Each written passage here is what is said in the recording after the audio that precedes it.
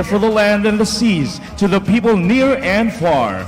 Above all, it is the birthplace and the hometown of the second Filipino saint, San Fernando Calungsod. Hinatdan etymologically implies to bring or endowed, which can be manifested in the natural endowments of the town, such as fertile plains and farmlands, diverse marine and aquatic resources, warm and hospitable natives, a booming economy, ushering in the holistic development in many fields, making Hinatilan self-reliant and progressive. Thanks to Mayor Roy Vincent Cinco and Vice Mayor Dean Michael Cinco and the Honorable Municipal Councilors. Ania ang Hinatdan Festival! Todo paghahanda na ang sahang Katoliko para sa nalalapit na canonization ng ating si Beato Pedro Calungsod ng Visayas. Ahead of his canonization in Rome on October 21st.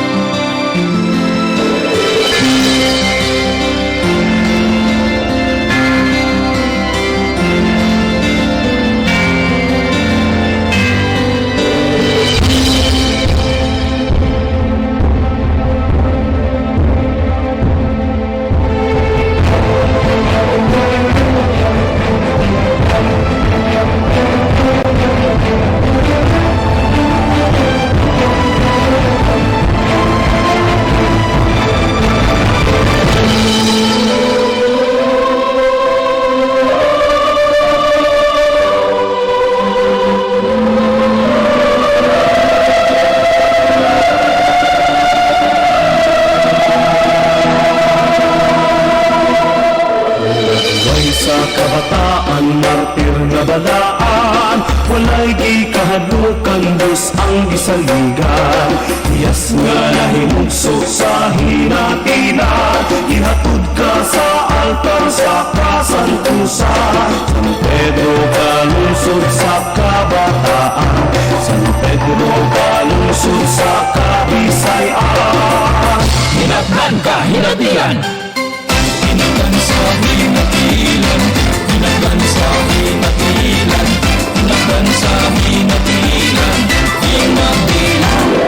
Galinat ka mo ating sa ulo, kalag sa tradisyon sa pinalanggang lungsutan. Lugar ng malinaw, ang kabundang kauswagan, dahil na higala sa ulubungan.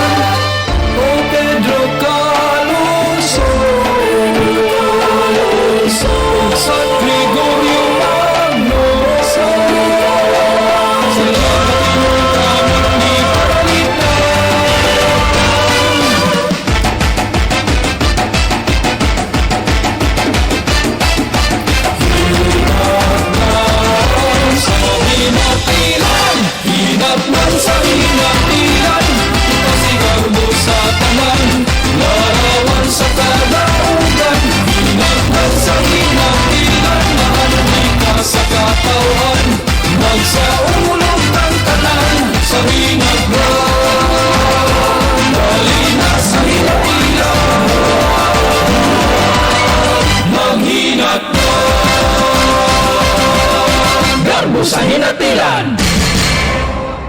Daghang salamat.